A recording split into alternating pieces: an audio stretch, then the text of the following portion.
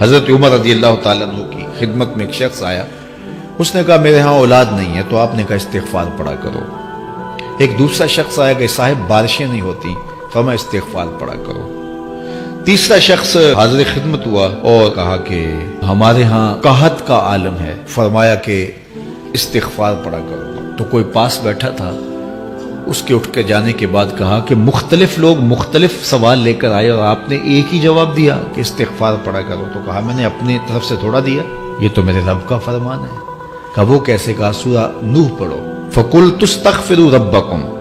حضرت نوح علیہ السلام نے اپنی قوم سے کہا کہ اپنے رب کی حضور استغفار کیا کرو۔ اس کا نتیجہ کیا ہے؟ جب تم استغفار کرو گے تو وہ تمہارے گناہ بخش دے گا، آسمان سے موسلادھار بارشیں بھی برسیں گی، اور اللہ تمہیں استغفار کی برکت سے مالا مال بھی کر دے گا، وَبَنِينَ، اور تمہیں بیٹے بھی عطا کرے گا، وَيَجْعَلْ لَكُمْ جَنَّاتٍ وَيَجْعَلْ لَكُمْ أَنْهَارًا، تمہیں باغ بھی عطا کرے گا اور تمہیں چلتی ہوئی نہریں بھی عطا فرمائے گا۔ یہ بات ہو نہیں سکتی کہ انسان کی زندگی میں مشکل نہ ہو۔ جب انسان کو پیدا کیا گیا تھا، اس کا خمیر گویا گیا تھا، تو 39 دن تک اس کے خمیر پر مٹی جو گوندی گئی تھی انسان بنانے کے لیے، اس پر 39 دن دکھوں کی بارش ہوئی تھی اور ایک دن خوشیوں کا می برسا تھا۔ تو انسان کی زندگی میں خوشی اور غم اس تناسب سے ہے۔ لَقَدْ خَلَقْنَا الْإِنسَانَ فِي قَبْضٍ، انسان کی زندگی مشقتوں کا مجموعہ ہے، حالات کی تلخیوں کے سے مقابلہ کرنا پڑتا ہے، لیکن حالات مشکل ہو جائیں تو ان سے نکلنے کا راستہ کیا ہے؟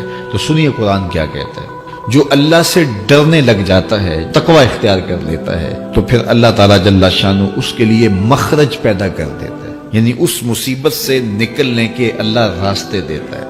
یہ اس شخص کا مقصوم ہے جو اللہ سے ڈرتا ہے۔ اس پر مشکلات اس پہ بھی آتی ہیں، یہ نہیں کہ اس پہ مشکلات نہیں آتی، زندگی کی مشکلات کا وہ بھی شکار ہوتا ہے، لیکن جو ہی مشکلات آتی ہیں ان مشکلات سے نکلنے کا اللہ اسے راستہ بھی عطا کر دیتا ہے۔ اور دوسری بات، وَيَرْزُقْهُ مِنْ حَيْثُ لَا يَحْتَسِبُ، اللہ اس کو وہاں سے رزق دیتا ہے جہاں سے اسے گمان بھی نہیں ہوتا، وہاں سے رزق دے دیتا ہے۔ بندہ تو یہ کہتا نا کہ مجھے یہاں سے ملے گا، یہاں سے، ایک بندے کی منصوبہ بندی ہے، لیکن جو اللہ سے ڈرنے والا ہوگا اللہ اس کو وہاں سے رزق دے گا جہاں اسے گمان بھی نہیں ہوگا، خیال بھی نہیں ہوگا کہ یہ راستہ بھی حصول رزق کا ہو سکتا ہے۔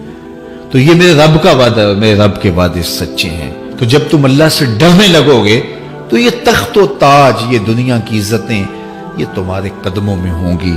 اس سے ڈرنے کا نتیجہ ہے جو تمہارا رب تمہیں عطا فرمائے گا۔ آج میں سمجھتا ہوں کہ پاکستانی قوم کو اجتماعی استغفار کی ضرورت ہے۔ آپ کے دریاؤں کا پانی سوکھ گیا، استغفار کریں گے اللہ تعالیٰ ان کو پانیوں سے مالا مال کر دے گا، بارشیں ہوں گی، قحط سالیاں دور ہوں گی، بے اولادوں کو استغفار سے اولاد نصیب ہوگی، اور معیشت کی بہتری وہ استغفار کے ذریعے سے ہوتی ہے۔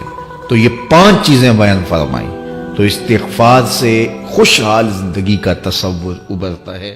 دین کی بات پھیلانا صدقہ جاریہ ہے۔ ثواب کی نیت سے ویڈیو کو شیئر ضرور کیجیے۔ جزاک اللہ۔